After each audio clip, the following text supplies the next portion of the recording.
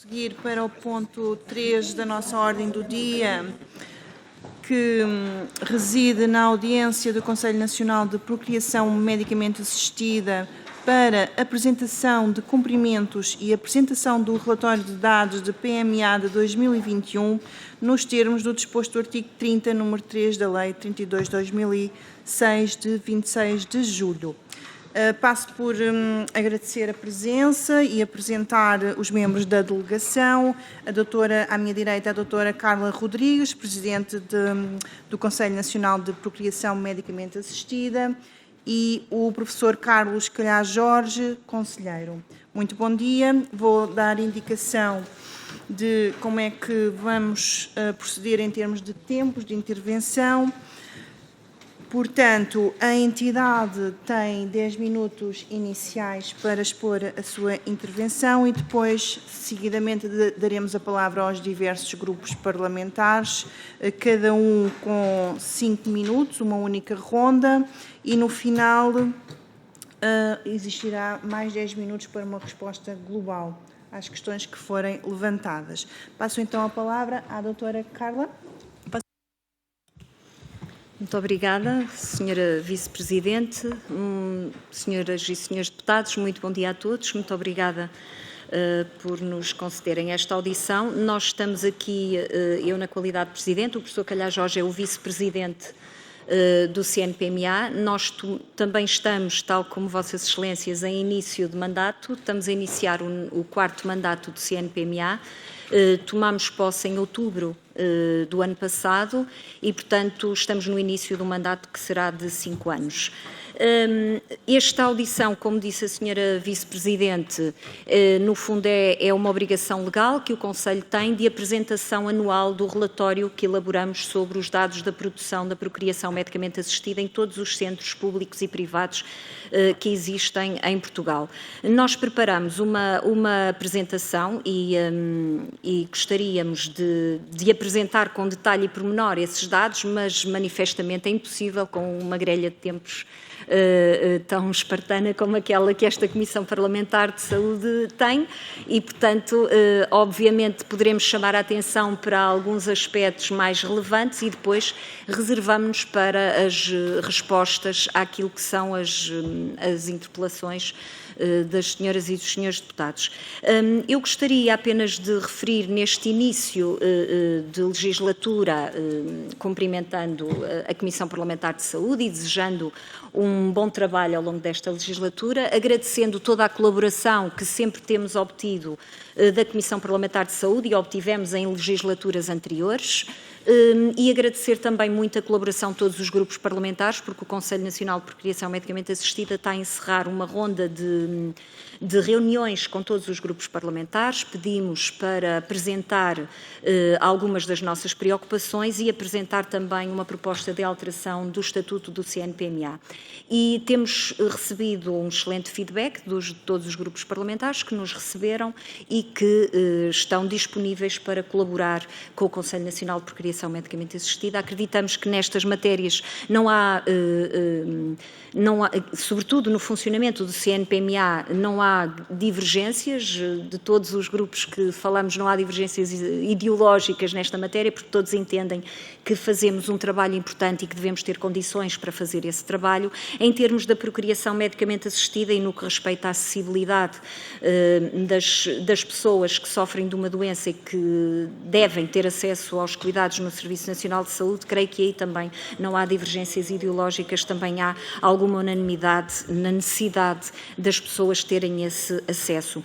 Nós, tal como andamos a fazer então aos grupos parlamentares, trouxemos também para entregar à Sra. Vice-Presidente da Comissão Parlamentar de Saúde a proposta de estatuto que nós elaboramos e só fazer este enquadramento, o Conselho Nacional de Procriação Medicamente Assistida, desde a sua criação com a lei de 2006, que tem um estatuto, ou melhor, não tem nenhum estatuto, para aquilo que são as suas competências e para aquilo que é a importância do trabalho que desenvolve, e foi precisamente esta Comissão Parlamentar, noutra legislatura, com outra composição, mas foi esta Comissão Parlamentar que solicitou ao Conselho que elaborasse uma proposta, porque ninguém melhor do que nós para sabermos aquilo que era necessário para o nosso funcionamento, e nós elaboramos essa proposta, portanto, a solicitação dos senhores e das senhoras deputadas, e temos essa proposta que já fizemos chegar aos grupos parlamentares e que agora também fazemos chegar à senhora Vice-Presidente da Comissão Parlamentar.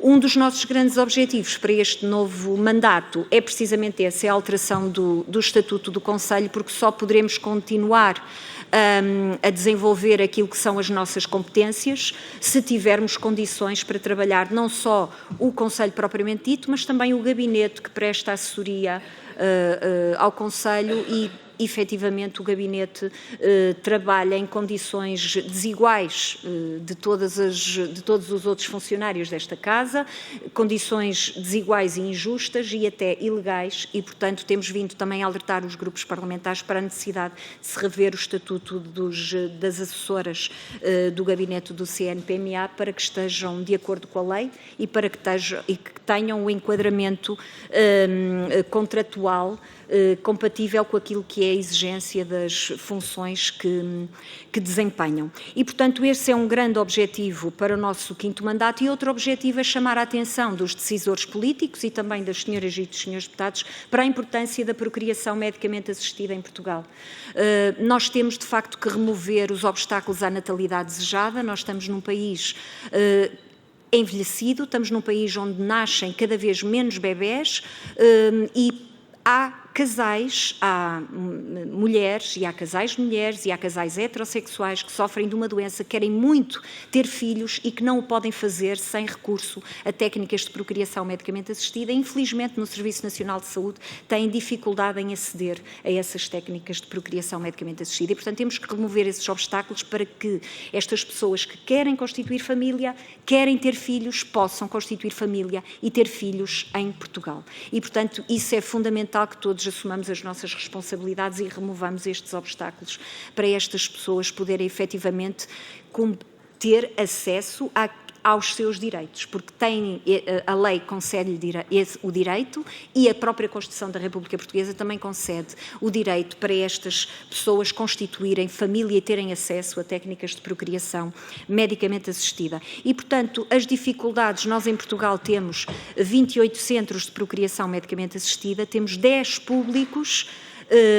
Todos os centros públicos estão situados no norte, centro, até Almada. Toda a área sul do país, Alentejo e Algarve, não tem nenhum centro público, e os Açores também não têm nenhum centro público. A Madeira tem um centro público, muito recentemente começou a fazer tratamentos de segunda linha, porque até o ano passado só fazia inseminações artificiais, mas agora já tem essa resposta. Portanto, há esta distribuição geográfica dos centros, mas há só 10 centros públicos e há 18 centros privados em Portugal.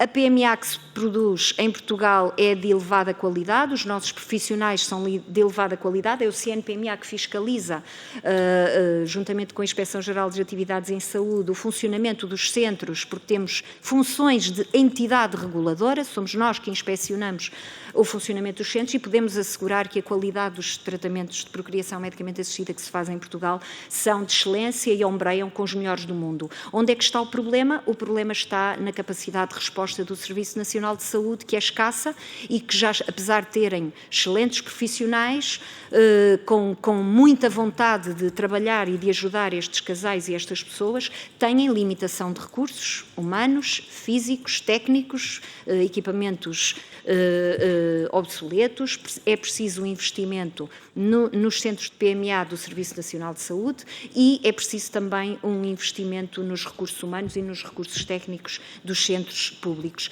Como nós não temos tempo para a apresentação de todos os slides, deixem-me ver se eu consigo... ok. Isto é o volume da atividade realizada, se entenderem depois podemos regressar. Eu iria só referir, se calhar detinha-me só neste slide, por exemplo, que demonstra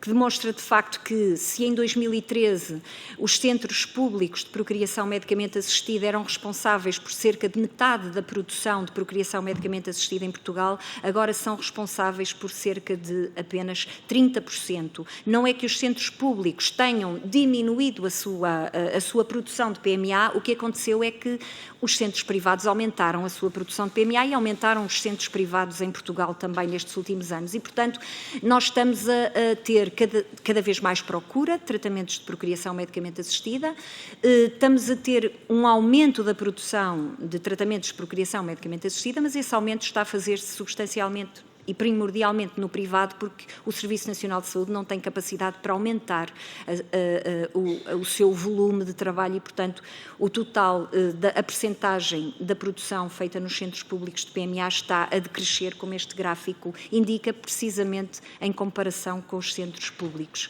com os centros privados, melhor dizendo. Estes são os números da procriação medicamente assistida. Convém dizer que, quer em 2021, e também nós estamos a apresentar o relatório de 2021, mas também já temos dados de 2022, que estamos a atingir estes volumes, ou seja, 4,4% da taxa de natalidade em Portugal já é fruto de técnicas de procriação medicamente assistida. São cerca de 3.500 bebés que não nasceriam se não fossem as técnicas de procriação medicamente assistida, portanto são novas famílias, são novos bebés que nascem, portanto 4,4% da taxa de natalidade em Portugal é fruto da PMA e poderia ser muito superior se os centros públicos tivessem capacidade de resposta para aquilo que são as necessidades, mas já é uma taxa que eu acho que é bastante considerável e são números bastante importantes. Isto não é relativamente, são números, podemos depois falar se efetivamente entenderem. O que nós queríamos também realçar são estes, os registros das dádivas de terceiros. Nós temos aqui, estes são os números globais, portanto tem havido um aumento das dádivas de ovócitos, as dádivas de espermatozoides mantêm-se mais ou menos estáveis, com ligeiro aumento, portanto temos muita falta de dadores masculinos, mas o mais importante é este gráfico, que demonstra nestas barras que vocês têm aqui, portanto, quem olha à esquerda, nós temos o total das doações de gametas feitas no setor privado e depois do lado direito temos o total das doações feitas no setor público. Portanto, este gráfico fala por si, é eloquente. Nós no público temos uma percentagem de ovócitos, por exemplo, são 3% de ovócitos doados no público, portanto, para um número de 1.394 doações no privado, nós temos 43 no público. E nos gametas masculinos, para 530 doações masculinas no privado, nós temos 95 no público. E, portanto, é esta a desproporção que existe entre aquilo que são as doações no privado e no público. Portanto, o setor privado não tem carência de gametas para fazer os seus tratamentos quando é necessária a utilização de gametas, quem tem carência são os bancos, os centros públicos, porque efetivamente só podem recorrer ao Banco Público de Gametas e o Banco Público de Gametas precisa de uma intervenção urgente, precisa de uma reestruturação urgente, precisa de ser autonomizado do centro público onde está inserido, que é o Centro Hospitalar do Porto, e precisa urgentemente, é necessário urgentemente haver uma campanha de esclarecimento, de sensibilização da população, para que o Banco Público de Gametas possa recrutar dadores, selecionar dadores e ter dádivas que deem resposta a estas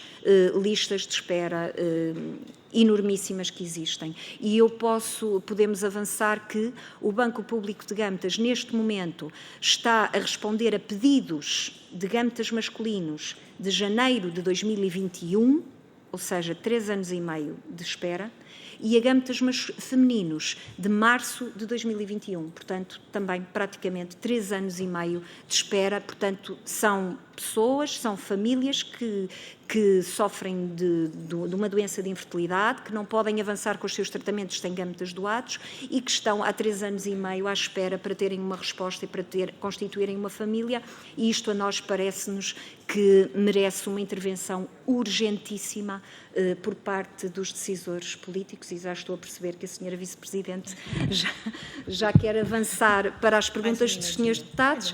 Portanto, e de facto isto é o que merece efetivamente uma maior intervenção. Depois há o problema dos casais de mulheres e das mulheres sem parceiro.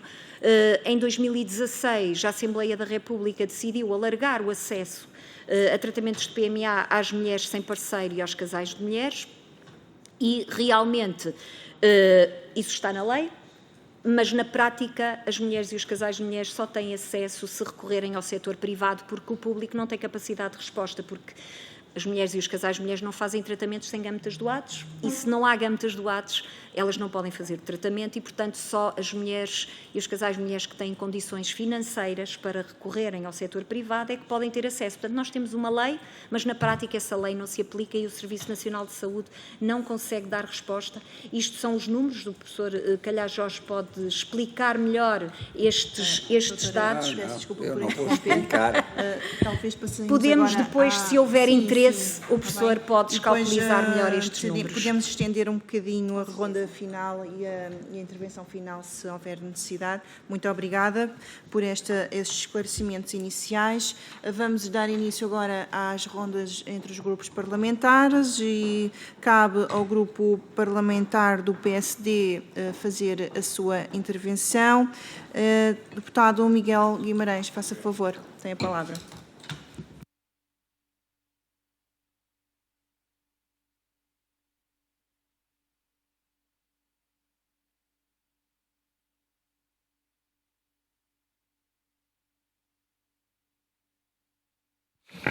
Muito boa tarde a todos, Sra. Presidente, Sras. e Srs. Deputados, Sra. Presidente, Dr. Carla Rodrigues, do CNPMA, e Sr. Vice-Presidente, Professor Calhar Jorge. Muito obrigado por nos apresentarem estes resultados, por estarem aqui presentes. Estes resultados, de facto, são resultados muito importantes que nos vão levantar várias questões, seguramente. Eu deixarei uma no final desta pequena intervenção, que penso não pode ultrapassar os 5 minutos, certo? É o que está previsto. E dizer que a procriação medicamente assistida é muito importante para o nosso país, e não só, e a nível internacional, até porque o número de pessoas que têm dificuldade, nomeadamente casais, de terem filhos, e que têm algum grau de infertilidade, fator masculino ou feminino, ou até bilateral, ultrapassa, se não estou em erro, os 17% de uma forma geral. 17% é um número, de facto, brutal. E é um número brutal que, se for devidamente compensado pelas técnicas de procriação medicamente assistida, que evoluíram muito, aliás, nos últimos anos, e que hoje têm uma taxa de eficiência, se quisermos, de eficácia, bastante melhor do que há uns anos atrás, nós podemos conseguir, por um lado, aumentar a natalidade, que é um dos objetivos, concretamente, do nosso país, e é um objetivo importante, eu até diria, para um conjunto de indicadores fundamentais para o nosso país, mas também, e não deixa de ser igualmente importante, aumentar a felicidade das pessoas, isto é, as pessoas poderem constituir família, as pessoas poderem ser mais felizes, e este aspecto, que é um aspecto que raramente nós falamos noutras áreas, aqui tem uma aplicabilidade que eu acho que é fundamental. Queria também dizer que, de facto, existem várias situações que nós temos conhecimento e que são muito preocupantes, nomeadamente aquilo que tem a ver com os centros de procriação medicamente assistida públicas, e vimos no gráfico, por exemplo, no Algarve não temos nenhum. Verificamos neste gráfico que a diferença entre aquilo que é feito no setor público e no setor privado tem, obviamente, disparado para o setor privado, embora no setor público, como disse a professora Carla Rodrigues, de facto também aumentou, mas aumentou pouquinho, e, portanto, e no setor privado aumentam muito. E nós estamos a falar aqui de uma questão que é uma questão que nos preocupa sempre, que é colocar, de facto, em primeiro lugar as pessoas que têm necessidade de ter acesso a esta procriação medicamente assistida para poderem ter os seus filhos. E claramente estamos perante uma falha naquilo que é a equidade no acesso à PMA. E estamos perante uma falha porquê? Porque a PMA tem dificuldades no setor público. Por exemplo, o tempo médio, às vezes, de uma primeira consulta chega a atingir 1 ano. O tempo médio, às vezes, para iniciar um tratamento de PMA chega a atingir, ou o tempo médio chega a atingir, não, o tempo médio é 1 ano e meio, ou tem sido 1 ano e meio. E, portanto, muitos casais ultrapassam a própria idade para poderem fazer a PMA e, obviamente, não temos um banco de gametas que possa, de facto, ser eficaz em termos daquilo que é fundamental para que a PMA possa acontecer. Temos falta de recursos humanos, nomeadamente recursos humanos altamente especializados, que são fundamentais para o sucesso destas técnicas e, obviamente, alguns recursos técnicos que são fundamentais a implementar. E o setor privado, aparentemente, está melhor em praticamente todos estes aspectos. O que é que isto significa? Que quem quer fazer PMA para ter filhos, se tiver dinheiro, tem um acesso rápido, tem um acesso fácil. Se não tiver dinheiro, não tem acesso e não pode fazer. E, por isso, os dados que nos foram apresentados, em que, neste momento, 70%, penso que são 70%, das técnicas de PMA no momento atual são feitos no setor privado e 30% no setor público. E, portanto, estamos claramente aqui perante uma matéria em que nós temos necessidade de intervir, em que nós temos, de facto, que melhorar estes vários indicadores que foram apontados pela professora Carla Rodrigues, no sentido de que a PMA esteja mais disponível para quem necessita dela e seja o Estado a reforçar, por um lado, aquilo que são os centros de PMA públicos e todos os condicionantes que estão à sua volta, recursos humanos, banco de gametas, etc., seja através da possibilidade de dar às pessoas a oportunidade de fazerem a PMA, nem enquanto não existia no setor público, também no setor privado. Eu vou terminar, deixava apenas a questão à professora Carla Rodrigues, porque é que existe esta diferença entre o setor público e o setor privado. Obrigado. Obrigado, Sr. Muito obrigada, Sr. Deputado. Foi muito pontual, 10 segundos apenas. Dava agora a palavra à deputada Elsa Paz, do Grupo Parlamentar do Partido Socialista. Faça favor, Sra. Deputada.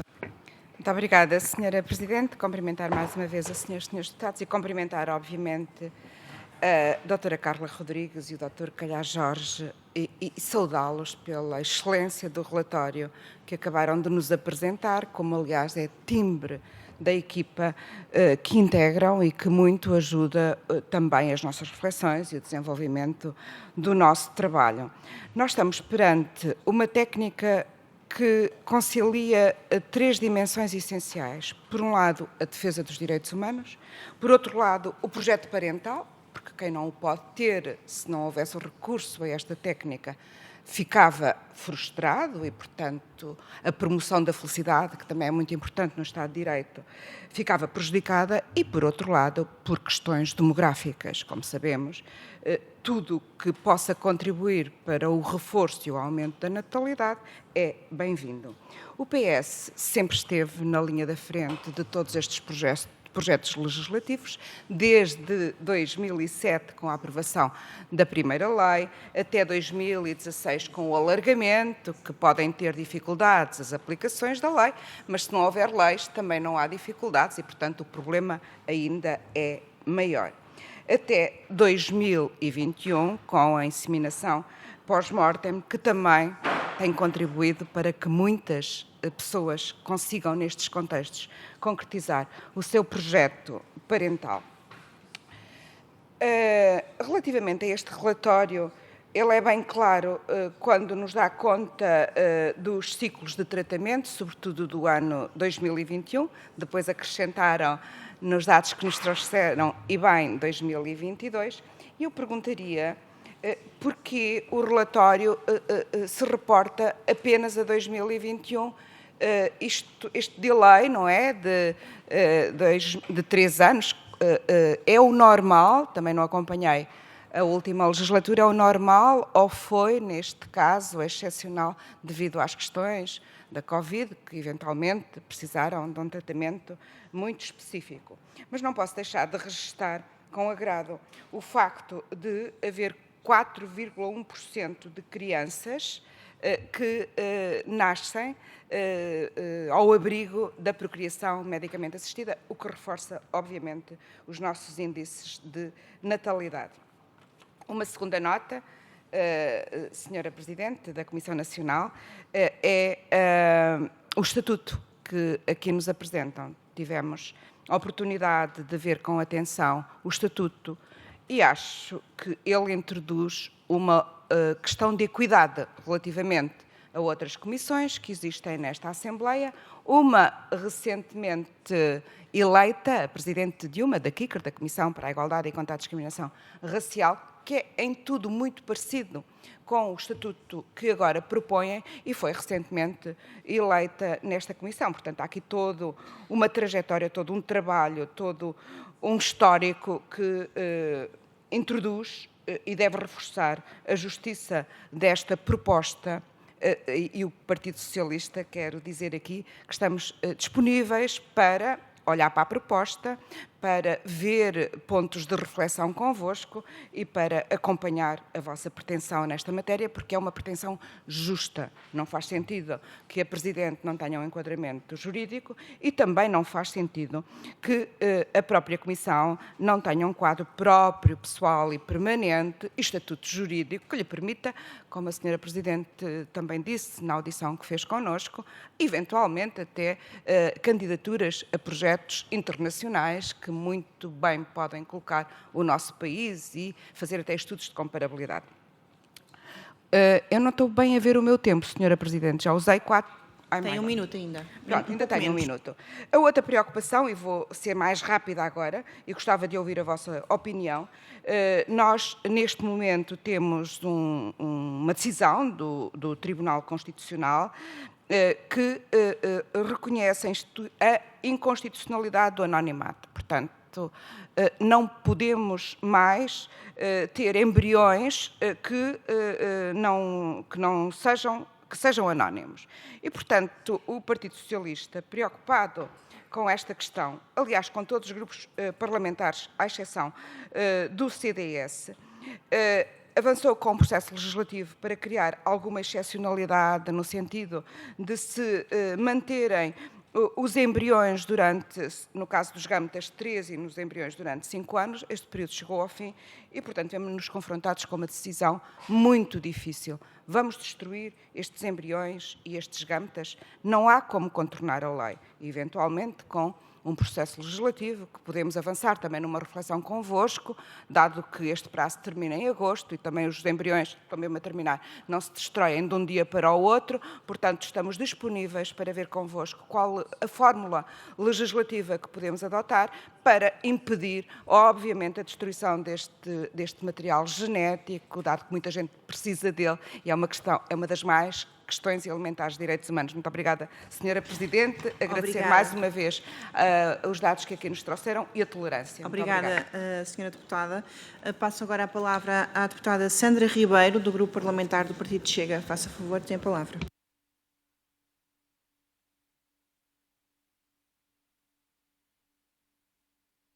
Muito obrigada, Sra. Vice-Presidente. Cumprimento todos os deputados e agradeço já à doutora Carla Rodrigues e ao seu professor Carlos Calhar Jorge pela vossa presença aqui. Eu vou tentar ser célere. Na vossa apresentação, vimos que existem atualmente 28 centros que executam tratamentos de infertilidade através das técnicas de PMA. Até 2021 eram 27 centros. No entanto, algumas regiões, como o Alentejo e o Algarve, não possuíam centros públicos, o que pode limitar o acesso a tratamentos para os residentes dessas áreas. A análise da distribuição regional é essencial para identificar lacunas e melhorar a equidade no acesso ao serviço de PMA. Eu gostaria de perguntar se estes 28 centros públicos e privados se são suficientes e, no que diz respeito à oferta pública, se entendem que a rede deveria ou não ser alargada. Gostaria também de saber por que motivo temos 3 regiões do país sem acesso a estes serviços. A utilização de gametas de dador é uma prática relevante no PMA, especialmente para casais com problemas específicos de fertilidade. No entanto, a disponibilidade de gametas no Banco Público de Gametas tem sido um desafio constante. Em 2021, a percentagem de tratamentos com recurso a gametas do dador em centros públicos foi bastante baixa. Este facto levanta questões sobre a sensibilidade, sobre a acessibilidade e a equidade no acesso a tratamentos de PMA para todos os casais que necessitam. Questiono quais os principais desafios enfrentados nos tratamentos com recurso a gametas de dador. A preservação do potencial reprodutivo é uma área crucial da medicina reprodutiva, especialmente para indivíduos que enfrentam tratamentos médicos que podem comprometer a fertilidade, como, por exemplo, a quimioterapia. Quais foram as principais tendências observadas na preservação do potencial reprodutivo em Portugal em 2021 e como é que estas técnicas têm evoluído ao longo dos anos? Outra questão tem a ver com os tratamentos de PMA que podem resultar em partos múltiplos, o que acarreta riscos adicionais, tanto para as mães quanto para os bebés recém-nascidos. Precisamente por isto, a taxa de partos múltiplos é um indicador importante na qualidade dos tratamentos de PMA. Qual é a incidência de partos gemelares e de trigêmeos resultantes de tratamentos de PMA e o que é que estes números nos indicam? Para concluir, gostava de ter a vossa opinião relativamente ao estado geral da procriação medicamente assistida em Portugal e quais são as principais deficiências da PMA em Portugal e o que é que deveria ser feito para melhorar essas deficiências. Muito obrigada. Muito obrigada, Sra. Deputada. Passo agora a palavra ao Grupo Parlamentar da Iniciativa Liberal, deputado Mário Amorim Lopes. Faça favor. Muito obrigado, Sra. Presidente. Antes de mais, cumprimentar a professora Carla Rodrigues e o professor Carlos Calhar Jorge pela sua vinda aqui e, sobretudo, pelo vosso trabalho. É um trabalho verdadeiramente importante. Eu não sou daqueles que acredito que, para nós estarmos qualificados para falar de um tema, temos de o vivenciar, mas a verdade é que, como dizia a Simone de Beauvoir, a experiência vivida dá-nos um outro ângulo, e eu vivi isto. Eu passei pelo processo de ir para um hospital público, ficar ano e meio à espera e depois, porque podia, tinha capacidade financeira, nem todos temos, encontrar uma solução no setor privado e, curiosamente, Portugal é um país pequeno com um dos membros da CNPMA, que me fez um acompanhamento exemplar e, portanto, correu tudo muito bem e, graças a isso, tenho 2 filhos. E, portanto, esta experiência vivida dá-nos aqui um ângulo diferente e nós ficamos a perceber que para muita gente isto falha e num país verdadeiramente envelhecido é dramático que pessoas... Para já não queremos ter muitos filhos e aqueles que querem vêm-se impossibilitados muitas vezes. Portanto, eu acho que urge resolver esta questão e sobre isto há aqui 2 pontos que eu gostaria de destacar que me parecem muito relevantes. Um primeiro, até curiosamente, decorreu de uma audição particular que tivemos com a Associação Portuguesa de Fertilidade, que nos levantou, e também foi aqui trazido pelo Grupo Parlamentar do Partido Socialista, que nos trouxe a questão dos gametas e do facto do Tribunal Constitucional e do seu acórdão poder levar à destruição desses gametas. Nós já temos poucos gametas, isso irá agudizar o problema e, portanto, eu creio que urge encontrar aqui uma resposta entre todos nós, entre todos os partidos, pelo menos aqueles que estiverem disponíveis para o efeito, esperemos que seja uma maioria bastante qualificada, conseguirmos resolver isto em tempo útil. Por outro lado, a questão que lhe coloco é qual é a visão que o CNPMA tem relativamente à articulação que pode e deve haver a nível do Serviço Nacional de Saúde entre os prestadores públicos e os prestadores privados. Porque, uma vez mais, quem quer ter acesso à medicina reprodutiva não está muito preocupado com a natureza jurídica do prestador, como é óbvio. Quer resolver o seu problema e ter um filho saudável.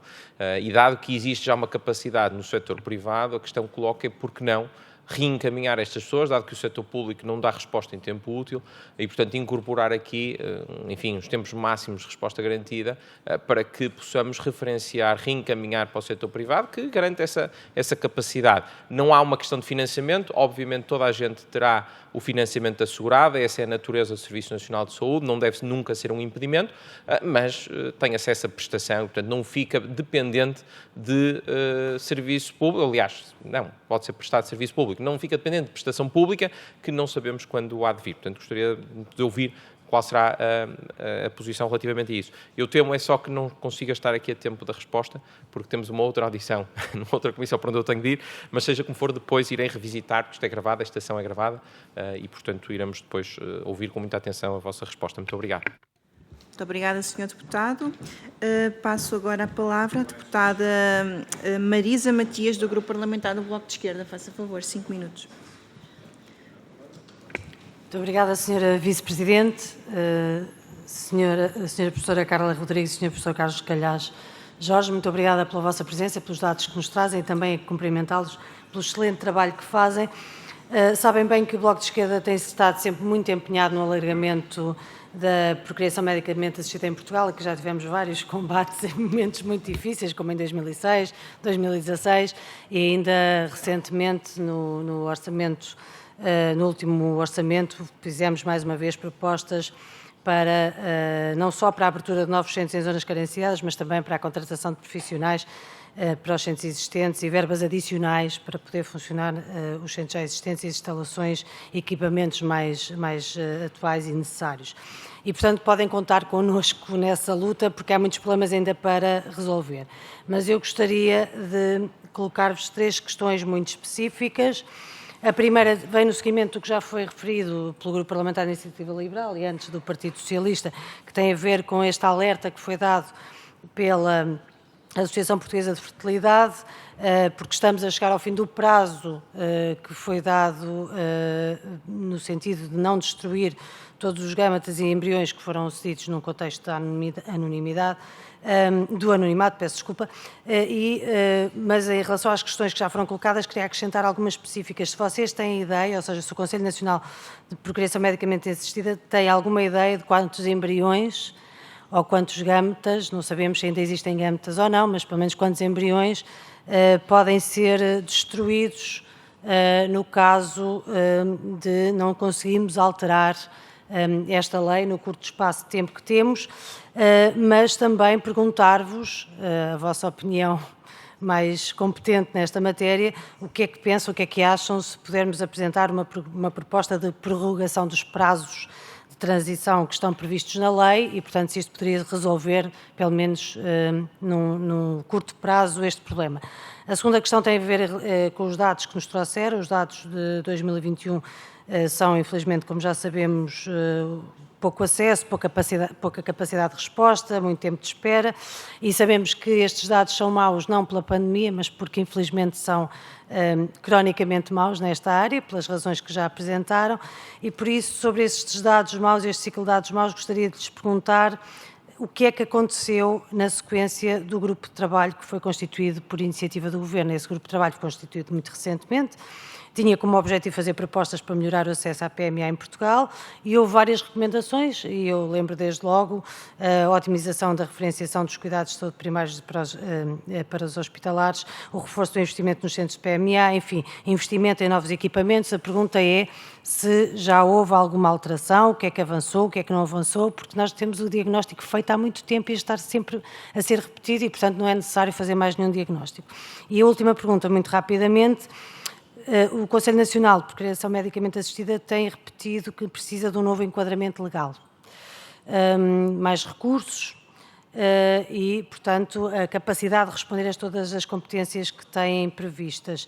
Nunca aconteceu essa alteração e, por isso, perguntava-vos como são as estruturas semelhantes noutros países, quais as consequências do atual Estatuto do Conselho Nacional, portanto, por não ter sido alterado, e com o aumento de casos e de centros de PMA, se continuam a dar resposta se não houver esta alteração ao Estatuto. Obrigada. Muito obrigada, Sra. Deputada.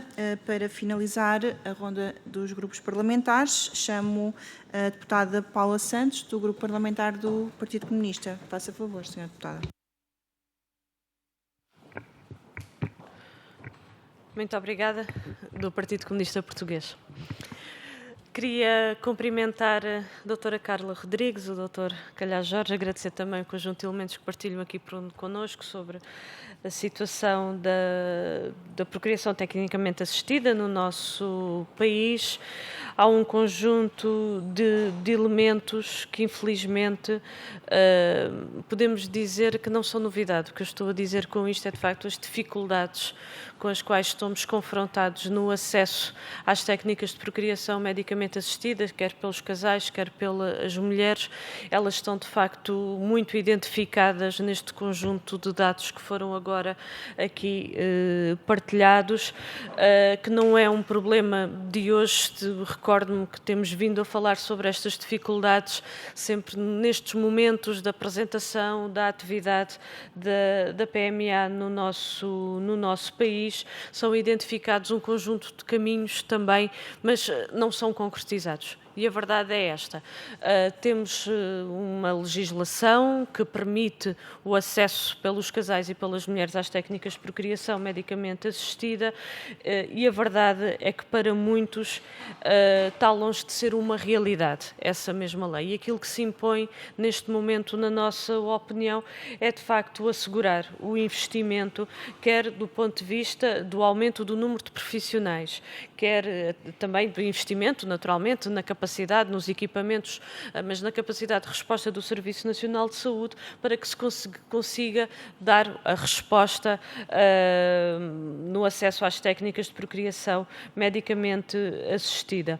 Mesmo esta questão que tem vindo a ser colocada relativamente aos centros públicos, verificamos também desigualdades e assimetrias no território. Há regiões que continuam a não ter qualquer centro público. Temos a região autónoma dos Açores, temos o Alentejo, temos o Algarve, e este é outro aspecto que também há muito está identificado. A necessidade de se avançar, por exemplo, para mais um centro público, para que dê uma resposta na zona sul do nosso país. A verdade é que, mais uma vez, tarda, de facto, em ser concretizado, e, portanto, eu queria aqui referir, não lhe vou perguntar os caminhos, as soluções, o que seria feito. Eu creio que está à vista de todos que aquilo que é preciso é, de facto, investimento público no Serviço Nacional de Saúde, nesta área em concreto, para alargar esta resposta. Foi feita também referência relativamente à dificuldade que existe relativamente ao número de dádivas de gâmetas no Serviço Nacional de Saúde. Por um lado, eu gostaria de lhe perguntar se consegue identificar qual a razão para esta desproporção das doações entre setor público e setor privado. Na intervenção inicial, a doutora Carla também fez já, de certa forma, avançou já com algumas perspectivas, na sua opinião, daquilo que poderia ser caminhos para aumentar as dádivas de gâmetas. Gostaria de também lhe perguntar se, relativamente a essas perspectivas, para além de sensibilização junto da população, se seria ou não adequado alargar também o número de bancos públicos pelo nosso território, que permitisse, de certa forma, uma maior proximidade também com as populações, ou seja, se por essa via poderia ser também uma hipótese de se conseguir alargar e de que a doação nos bancos públicos pudesse ser maior. Estas são questões que gostaríamos de abordar, porque nos preocupam de facto os elevados tempos de espera. Compreendemos naturalmente a situação das famílias que se encontram nestas circunstâncias, dos casais, das mulheres que querem muito ter um filho, que procuram respostas e caminhos para concretizar esse seu desejo e que se confrontam, de facto, com um conjunto grande de dificuldades, de constrangimentos, e, portanto, há aqui também essa responsabilidade de facto, quando há pouco colocava a necessidade desse investimento, de facto, se permita dar resposta a todas estas famílias e às mulheres que desejam ter filhos e que não conseguem. Muito obrigada. Muito obrigada, senhora deputada. Bem, daria a palavra ao professor ou à doutora? Vou passar então a palavra à doutora Carla Rodrigues e dar nota que houve aqui algumas poupanças de tempo de alguns grupos parlamentares. Vamos apontar para 12, 13 minutos, parece-lhe bem? Se for preciso mais um bocadinho. Muito obrigada, então. Esperamos mais um bocadinho. Depois, com a benevolência da senhora Vice-Presidente, agradeço. Se me permite, eu daria aqui algumas respostas e depois as questões mais técnicas passaria para o professor Carlos Calhás Jorge, que sendo profissional da área e sendo responsável também pela elaboração deste relatório de dados, está mais avalizado para responder a algumas questões do que eu. Antes de mais, agradecer os cumprimentos e agradecer as palavras transversais a todos os grupos parlamentares sobre aquilo que tem sido o nosso trabalho ao longo destes anos e sobre a qualidade deste relatório, que de facto mérito muito do professor Carlos Calhás Jorge e da equipa que trabalha connosco. É de facto um relatório muito completo, com muita qualidade e com muitos dados, assim houvesse tempo, não só do CNPMA, como também da Assembleia da República, para aprofundarmos todos estes dados e extrairmos daí conclusões e medidas para a melhoria da PMA. Feitos estes agradecimentos, agradecemos também as perguntas muito pertinentes de todos os grupos parlamentares. E respondendo muito resumidamente, Sr. Deputado Miguel Guimarães, de facto fez referência à percentagem da população infértil. É verdade que saiu um relatório da Organização Mundial de Saúde o ano passado, referindo que 17% da população mundial em idade fértil já teve ao longo da sua idade fértil algum problema de infertilidade, e isso também se aplica em Portugal e, portanto, são números bastante impressionantes. E, de facto, isto depois reflete-se na necessidade de dar resposta a estes problemas de infertilidade, porque a infertilidade é efetivamente uma doença. E realmente, como disse bem, a PMA é a ciência ao serviço da vida e ao serviço da felicidade, e acho que é para isso que todos caminhamos e é para isso que todos trabalhamos também aqui na Casa da Democracia, que é proporcionar bem-estar e felicidade às pessoas. E ora, aqui está uma excelente matéria, um excelente aspecto do Serviço Nacional de Saúde que visa precisamente isso, proporcionar felicidade às pessoas. A pergunta que fez sobre a diferença entre o setor público e o setor privado, eu abordei também de alguma forma na minha intervenção inicial. Em termos de qualidade da prestação de serviços, não há diferença. A diferença tem seguramente a ver com os tempos de espera, que no serviço privado não existem e no serviço público existem, e também a diferença entre a idade de acesso, que no Serviço Nacional de Saúde está estipulado ser os 40 anos, 39, 365 dias, anos para as mulheres, e no serviço privado as mulheres com 49 anos, 365 dias ainda podem recorrer a tratamentos, mas, e devemos alertar, tendo a consciência que depois dos 40 anos a taxa de probabilidade de sucesso já é bastante reduzida e na esmagadora maioria dos casos só é alcançável com gametas doados. E lá voltamos nós outra vez ao problema da carência dos gametas doados. O problema, a questão do relatório, de só apresentarmos agora o relatório de 2021, eu deixo para o professor Calhás Jorge essa resposta, sobre a questão do anonimato dos gametas e dos embriões, e aqui respondo à senhora deputada Elsa Paes, mas também a questão foi transversal também ao senhor deputado, à senhora deputada do PCP Paula Santos e Marisa Matias, e creio que é isso, mas e o Mário e o senhor deputado Mário Amorim Lopes, da Iniciativa Liberal, também se referiu a isso. De facto, está na ordem do dia esta petição. Deixem-me dar aqui um esclarecimento. O prazo para a utilização dos gametas já terminou, porque o prazo era de 3 anos, o período transitório que foi criado na lei foi de 3 anos. Só para a utilização dos embriões é que ainda se mantém, portanto, não houve aqui alguma confusão, só esclarecer, só para os embriões é que ainda se mantém e é até ao final deste mês.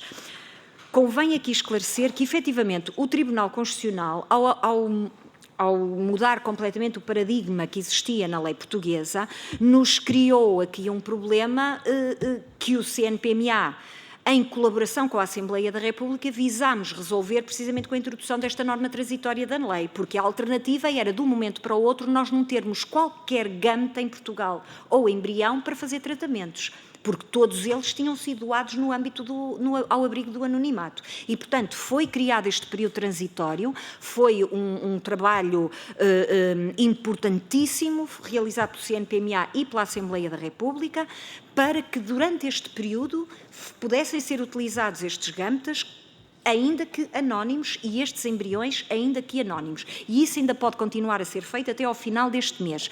Ora, se o CNPMA esteve do lado da Assembleia da República na criação deste período transitório, obviamente que se a Assembleia da República entender alargar também aqui este período transitório, também estaremos aqui do lado da Assembleia da República para o fazer e para cumprir a lei, e estamos favoráveis a isso. Obviamente que, dado o curto espaço de tempo para haver uma iniciativa legislativa, nós podemos emitir uma orientação aos centros para que não promovam nenhum tipo de iniciativa no sentido da destruição dos embriões. Mas também deixo essa tranquilidade, nenhum diretor de centro dará ordens de imediato para a destruição desses embriões que estão criopreservados. Aliás, a lei não estabelece um período temporal para a sua destruição e nenhum diretor de centros dará essa ordem de imediato, porque há sempre a esperança de que alguma coisa se possa fazer para se aproveitar esses embriões, porque todos reconhecemos que os embriões têm efetivamente um estatuto moral e ético especial que deve ser respeitado e preservado. Nós, no Conselho, entendemos isso e os diretores de centros também entendem isso, mas, ainda assim, para garantir, poderemos emitir uma orientação para os centros aguardarem para que a Assembleia da República possa, se assim entender, tomar uma iniciativa legislativa, alargar este período transitório, e nós estaremos, obviamente, disponíveis. Como é que se garante? Pois, esse é outro problema, isso daria, olha, podemos vir cá noutra altura, até porque o CNPMA está confrontado com esse problema. O problema daqui, quando chegarmos à altura dos beneficiários, das crianças nascidas no âmbito já do não anonimato, terem acesso à identidade civil do seu dador, há aqui um problema grave. Há um problema muito grave depois para o Conselho poder dar essa identidade, porque nós estamos a confrontar com problemas para obtermos essa identidade. E, portanto, temos aqui um problema, temos aqui ainda algum tempo, porque, entretanto, só as pessoas nascidas com 18 anos é que poderão recorrer, mas até lá nós temos depois que falar também com a Assembleia da República e tentar encontrar aqui soluções. Mas, efetivamente, estaremos do lado da solução, se entenderem prorrogar este prazo. Quanto ao que nos foi perguntado, se nós temos noção dos números, não temos. Não temos essa noção dos números, o CNPMA não sabe quantos embriões é que estão. Sabemos quantos embriões é que estão criopreservados, mas não sabemos quantos é que estão criopreservados para doação ao abrigo do anonimato. E só cada um dos centros é que poderá saber a realidade do seu próprio centro. Em relação a esta dificuldade, a esta não existência de centros de procriação medicamente assistida em todo o território nacional, foi aqui perguntado também pela senhora deputada Sandra Ribeiro, se nós entendemos que a oferta deveria ser alargada. É óbvio que achamos que todos deveriam ter acesso, os Açores deveria ter um centro de procriação medicamente assistida pública, o Algarve deveria ter um centro de procriação medicamente assistida pública. Agora a questão põe-se depois como é que estes centros abrem, como é que estes centros vão funcionar, porque eles precisam de recursos humanos e há muito poucos recursos humanos especializados a trabalhar em procriação medicamente assistida em Portugal. Os próprios centros públicos que existem têm carência de recursos humanos, os que já existem. Criar novos centros, depois há aí problemas, é preciso também depois saber como é que os vamos dotar de recursos humanos, porque sem recursos humanos não se faz procriação medicamente assistida em Portugal. São fundamentais os recursos humanos e, portanto, temos aí um problema também muito grave. Depois as questões da preservação do potencial reprodutivo, questões importantíssimas, eu deixava para o professor, e a questão dos partos múltiplos também. As questões da iniciativa liberal sobre a visão da articulação entre o público e o privado do Sr. Deputado Mário Amorim Lopes, nós no CNPMA Não temos nenhum espartilho ideológico, deixem-me ser franca e dizer assim, a nossa única preocupação é dar resposta às pessoas, é dar resposta aos casais que estão à espera. E os casais e as pessoas e os beneficiários não estão na sua necessidade, no seu desespero de concretizarem o seu projeto de maternidade e de paternidade, não estão preocupados se a resposta é pública, é privada, precisam de uma resposta. E nós pugnamos para que eles tenham essa resposta. Se o Serviço Nacional de Saúde não tem capacidade para dar uma resposta de imediato, procure-se uma resposta, seja no privado, seja dotando os centros públicos dessa capacidade de resposta. Mas o que importa é que as pessoas tenham uma resposta. E isso coloca-se também nas doações de gâmetas, porque se não há capacidade de resposta, os centros privados têm gâmetas e poderá ser estabelecida aqui parcerias entre os bancos públicos e privados para a doação, para a colheita de gâmetas. Sim, muito bem. Pronto, eu deixaria então para as questões mais técnicas para o professor Calhajós e algumas questões que eu eventualmente possa não ter respondido também para o professor. É a única coisa que é sua. A questão do estatuto, efetivamente foi-nos perguntado o que é que isto implica. O CNPMA não consegue dar resposta a todas aquelas que são as nossas competências legais, precisamente porque nós, conselheiros, trabalhamos num regime de voluntariado, num regime pro bono, temos as nossas profissões, os nossos trabalhos e damos resposta. Todo o trabalho que fazemos já é com um extremo sacrifício pessoal e profissional e um profundo sentido de serviço público. E, portanto, não podemos acomodar mais competências àquelas que já temos, nomeadamente a gestação de substituição, por exemplo, se houver a regulamentação. Portanto, nós estamos mesmo no limiar e só não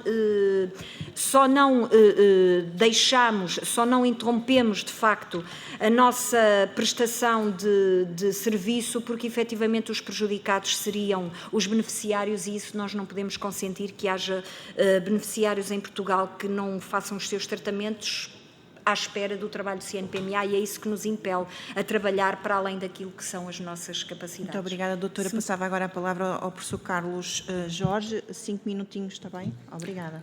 Muito obrigado. Muito boa tarde a todos. É um prazer voltar a ser recebido pela Comissão de Saúde. Os votos de que o vosso mandato corra o melhor possível, que é bom para todos nós, como é evidente. Respostas às perguntas práticas. A doutora Elsa Paes perguntou porque é que o relatório é tão atrasado. Está atrasado um ano. O de 2022 será ainda publicado ainda este ano também. O de 2023 não pode ser enquanto não nascerem as crianças que resultem de tratamentos efetuados em dezembro do ano passado. Portanto, não foi da pandemia, mas foi das dificuldades funcionais do próprio Conselho. O atraso deve-se, enfim, ao trabalho amador.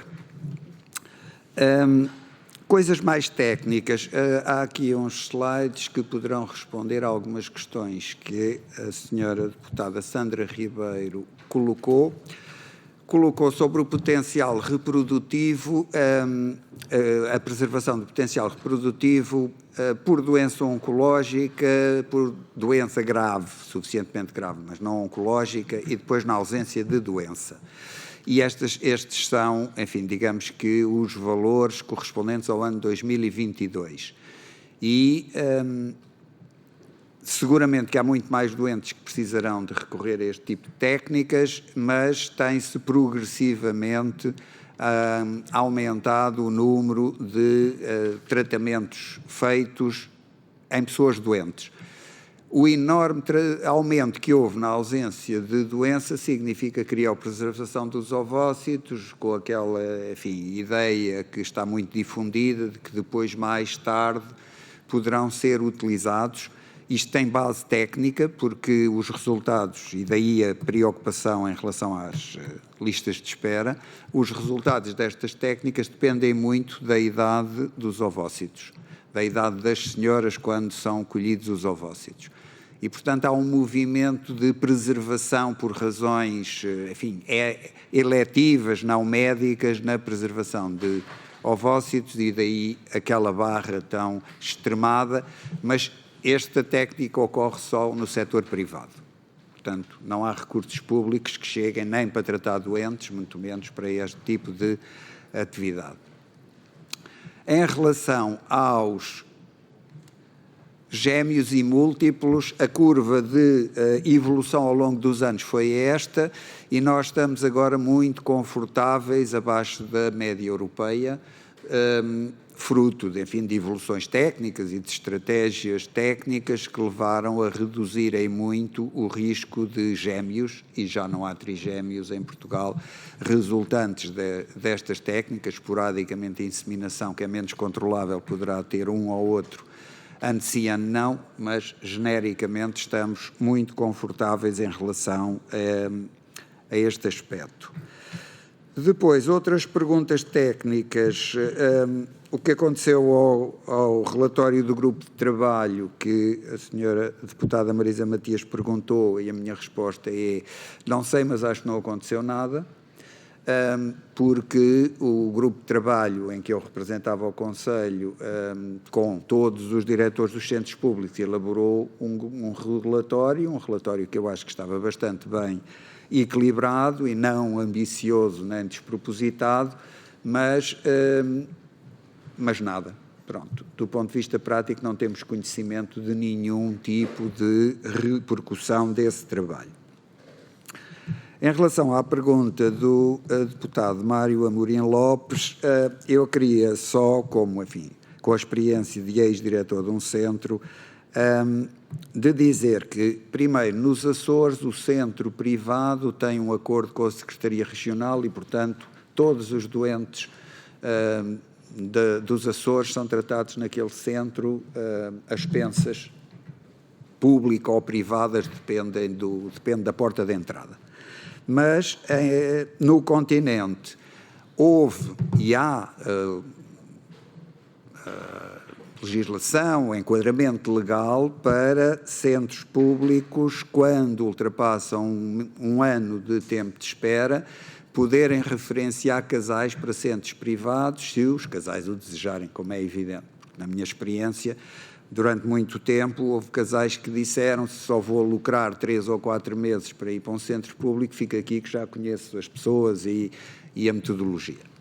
Mas existe esse enquadramento legal, só foi utilizado, tanto quanto eu saiba, no centro da atual Unidade Local de Saúde do Hospital de Santa Maria, ou de Santa Maria, não sei bem o nome, porque era preciso fazer um acordo com a ARS e com os respectivos centros, e na altura em que isso foi disputado, em 2010, os centros públicos, que não esse que eu referi, não fizeram esse acordo. Mas existe essa disponibilidade em termos legais, as repercussões financeiras que isso possa ter já é outro aspecto. E, por último, em relação à pergunta da deputada Paula Santos sobre o problema das dádivas serem tão escassas, não se consegue perceber, não havendo campanhas de dadores, os dadores não aparecem. E não é um problema geográfico neste caso, porque, embora o Banco Público esteja centralizado no Porto, existe digamos que uma extensão em Lisboa e uma extensão em Coimbra, que poderão receber os dadores e poderão recolher os seus materiais biológicos. O que acontece é que os dadores não aparecem. Não se sabe se isto é um problema. Bom, primeiro, no Banco Público precisava de ser autonomizado, como disse a doutora Carla, porque as pessoas que trabalham no Banco Público são as mesmas que trabalham no centro público onde ele está inserido, e não expande. Depois, há sempre alguma logística muito pouco elástica nos nossos serviços públicos. Se um dador quiser oferecer ou disponibilizar-se e candidatar-se num centro privado, vai às 6 da tarde, vai às 5 da tarde, vai quando lhe dá jeito, porque dá jeito a toda a gente. Se for num centro público, tem que ter a consulta até às tantas horas no dia tal, e é um problema arranjar consulta no meio dos milhões de consultas que já estão à espera. Portanto, há aqui alguma falta de elasticidade que pode ajudar, mas o que é facto é que os dadores não aparecem e, portanto, faltam campanhas que os façam aparecer. Muito obrigada, Sr. Professor. Dava então por encerrada esta audição, agradecendo uma vez mais a presença da doutora Carla Rodrigues e do professor Carlos Calhar Jorge. Muito obrigada pelos esclarecimentos e, oportunamente, voltaremos ao contacto. Obrigada. Muito obrigada.